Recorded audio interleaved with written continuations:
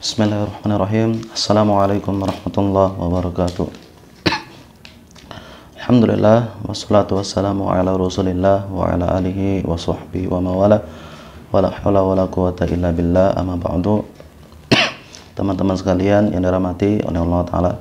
Alhamdulillah di pagi hari ini Allah pertemukan kita di majelis barokah, majelis yang penuh rahmat, majelis yang Allah banggakan di tengah para malaikat, majelis ilmu yang turun sakinah, ketenangan, turun maghfirah, turun segala macam ampunan yang Allah berikan kepada kita semua. Alhamdulillah setelah sepekan lamangannya kita berpisah karena agenda terbentur oleh darurat, yaitu sakit. Allah pertemukan kita di majelis kita kembali, dan insya Allah antum semua Allah rahmati, Allah berikan kemudahan dan kebaikan, Allah khatamkan ujung dari kehidupan kita semua dalam kebaikan, dalam husnul khatimah. Teman-teman sekalian yang dirahmati oleh Allah Ta'ala, dari hadis yang ketiga Arba'in Nawawi, insya Allah kita akan sedikit membahas bagaimana Bunyanul Islam fima ussisa fi syari'atuhu, bagaimana bangunan-bangunan Islam itu terbangun dari rukun-rukunnya, dan bagaimana syariat itu mengikat setiap seorang hamba. Dan kalau kita melihat teman-teman sekalian yang dirahmati oleh Allah Ta'ala, kalau kita mengikat kambing, mengikat sapi, mengikat hewan ternak apapun itu, maka kita pastikan bahwa hewan ternak tersebut terbatas geraknya, terbatas gerak, kemudian wilayah, tergantung daripada panjangnya ikatan hewan ternak tersebut. Begitupun dengan syariah. Syariat itu sebaliknya, ketika mengikat manusia, bukanlah membatasi manusia daripada fitrahnya, tetapi sebaliknya, syariatuhu wa hulqu ma bihil insan. Syariat itu ketika mengikat seseorang, mengikat dalam diri seorang hamba, bukanlah untuk mengekang fitrahnya, tetapi sebaliknya untuk mengembalikan fitrahnya sebagaimana yang dimaksudkan, diinginkan oleh Sang Pencipta, yaitu Tuhan kita Allah Subhanahu wa Ta'ala. Oleh sebab itu, adanya syariat Islam, adanya rukun Islam, adanya asas-asas Islam, bukanlah untuk dikotomi, bukanlah untuk membuat gerak kita tidak bebas, tapi sebaliknya menjadikan kita sebagai manusia yang sepenuhnya, secara sepenuhnya. Nah, teman-teman sekalian dirahmati oleh Allah Ta'ala, hadis ini merupakan hadis takriri. Sebagian para ulama mengatakan hadis pengulangan, hadis penegasan daripada hadis sebelumnya, yaitu dari hadis yang kedua yang sudah kita bahas, yaitu hadis tentang Jibril alaihissalam. Hadis ketiga dari Abi Abdurrahman Abdullah bin Umar bin Khattab, yaitu anaknya Umar bin Khattab, Abdullah bin Umar, yang mendapatkan julukan Abi Abdurrahman. Beliau mendengar bahwanya Rasulullah Shallallahu Alaihi Wasallam bersabda, "Buniyal Islamu ala khams." Sesungguhnya Islam itu dibangun di atas 3 pondasi, 3 pokok penting. Yang pertama, syahadati alla ilaha illallah wa anna Muhammadar Rasulullah. Bangunan asas pertama yaitu syahadatain, bersaksi tiada Tuhan illah, sesembahan yang berhak disembah kecuali Allah, dan bahwasanya Rasulullah sallallahu alaihi wasallam adalah utusan Allah. Kita meyakini bahwasanya syahadatain ini merupakan pintu masuk daripada Islam itu sendiri, bangunan Islam itu sendiri, dan kemuliaan awal dari Islam itu sendiri. Maka seorang yang bersyahadat asyhadu an la ilaha illallah wa asyhadu anna Muhammadar Rasulullah berarti secara sadar dia meyakini bahwa Allah adalah segala pencipta, Allah adalah pemilik hidupnya, Allah adalah pemilik segalanya, dan dia hanyalah seorang hamba. Begitupun ketika seseorang berikrar meyakini bahwa Rasulullah Muhammad SAW adalah utusan Allah, maka dia meyakini bahwa segala tanduk ibadah, segala tundukan kepatuhan dalam muamalah dan segala hal dalam hidup mengikuti syariatnya Rasulullah Sallallahu Alaihi Wasallam. Ya, dan ini pintu yang pertama. Ya, pintu yang pertama. Orang sering berucap ma balu qaul, karena perkataan itu nggak berefek ya, nggak ada hubungan sama akal, nggak ada hubungan sama tindakan. Tapi masya Allah, dengan ucapan tersebut, ya, seseorang ternyata mendapatkan konsekuensi tertentu. Kita secara tidak sadar, ya, perkataan itu memiliki energi kekuatan yang sangat penting. Ya, orang sering meremehkan, buat apa syahadatain? Yang penting Islamnya benar. Tapi masya Allah, dari ucapan tersebut ya, kita dapati banyak kedustaan, ya, banyak kekuatan di dalamnya. Kedustaan apa? Dia mungkin mengatakan nggak penting ucapan, tetapi ketika dia berucap, ya, berjanji, ya, tentu yang diucapkan adalah dengan lisannya, ya, dengan lidahnya, berjanji mencintai hidup semati, ya, kemudian aku bakal ini itu, ya, apalagi janji-janji caleg gitu ya, menjelang 2024, macam-macam. Dari mana mereka dapat energi tersebut? Ya, dari ucapan.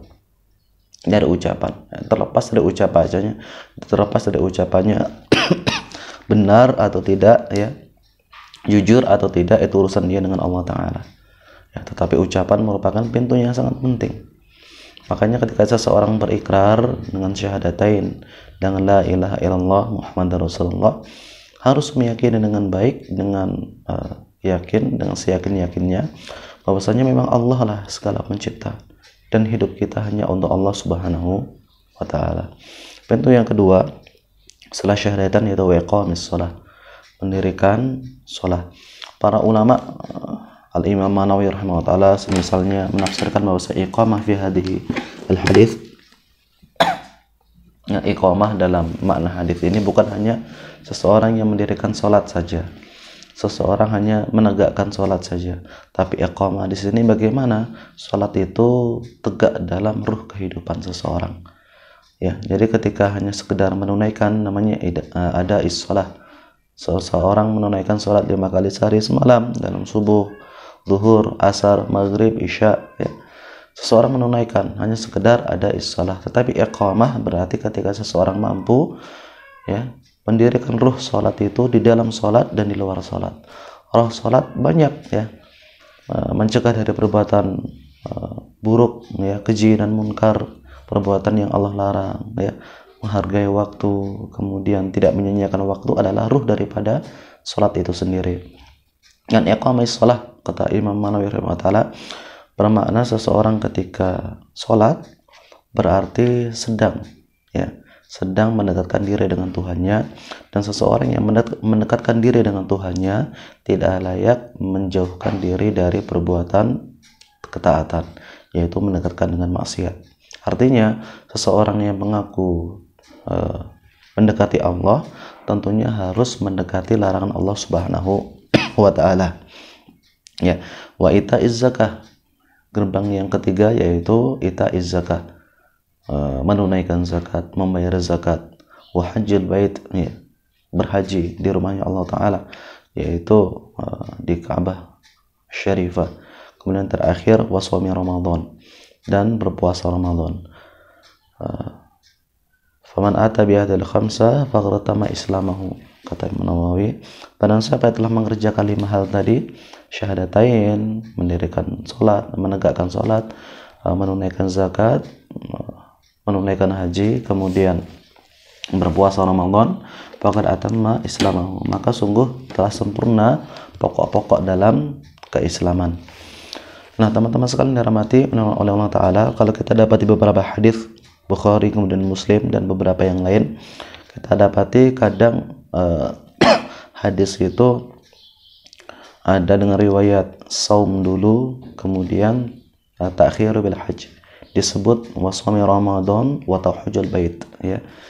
Kemudian sebaliknya dalam hadis ini disebut hajjul bait, baru kemudian saum Ramadan, ya. Kata beliau, Hadza min babi tartib fi dzikr dunal hukm. Ini bermaksud dalam tertib dalam apa? Untuk diingat, ya, supaya mudah diingat, bukan dalam implikasi hukum, bukan dalam penegakan hukum. Artinya didahulukan dalam hadis yang lain suami Ramadan kemudian hajjul bait, dalam riwayat ini hajjul bait kemudian suami Ramadan, bukan untuk mendahulukan, ya, kewajiban haji dulu atau puasa dulu, tapi untuk memudahkan, untuk mengingat, ya, tentang bangunan Islam itu.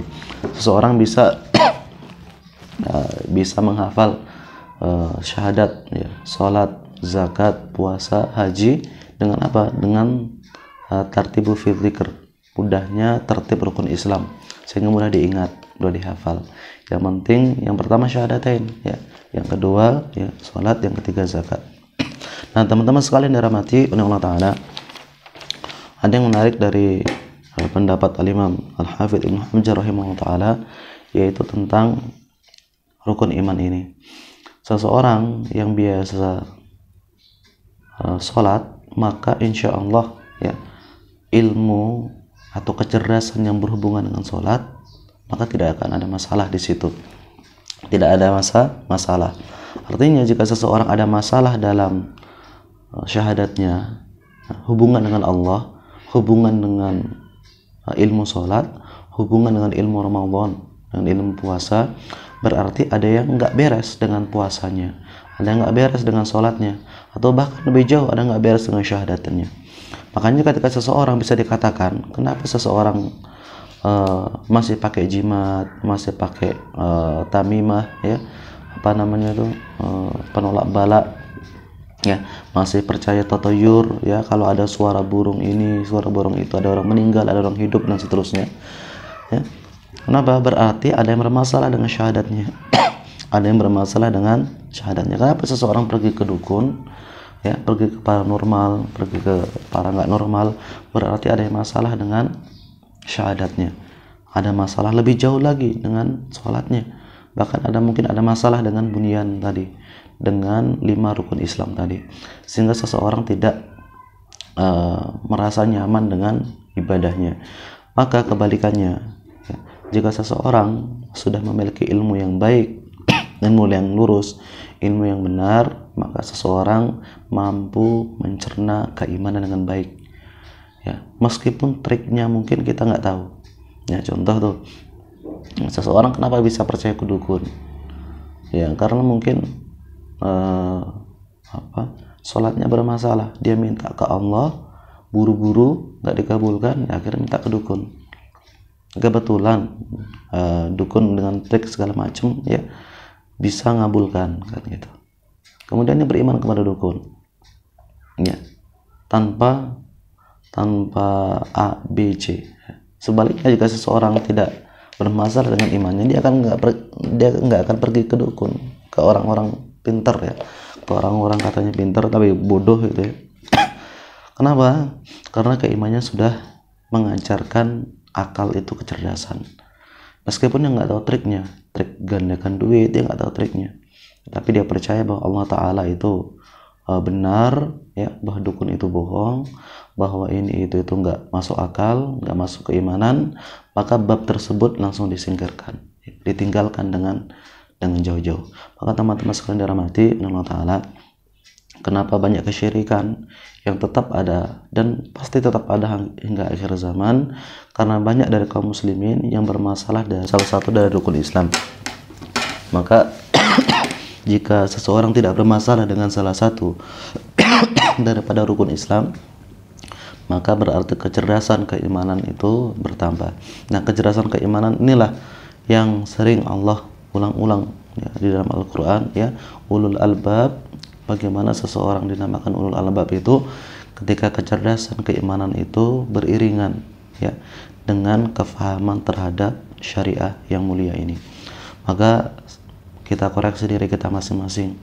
Kalau kita masih suka mengeluh, ya, nggak percaya takdirnya Allah Ta'ala, ya, kurang sabar dengan doa yang kita latunkan, ya, koreksi kembali sholat kita. Begitupun kalau kita masih percaya tatayur, ya, memakai azimat, ya, masih percaya ke dukun, ya, ustadz yang berkedok dukun, dukun yang berkedok ustadz, dan seterusnya, berarti lebih jauh kita bermasalah dengan syahadatain kita. Demikian teman-teman sekalian rahmati oleh Allah Ta'ala. Kurang lebihnya mohon maaf. Hadzal wa iyyakum ajma'in. Al-haqqu min rabbik fala takunanna minal mumtarin. Wassalamualaikum warahmatullahi wabarakatuh.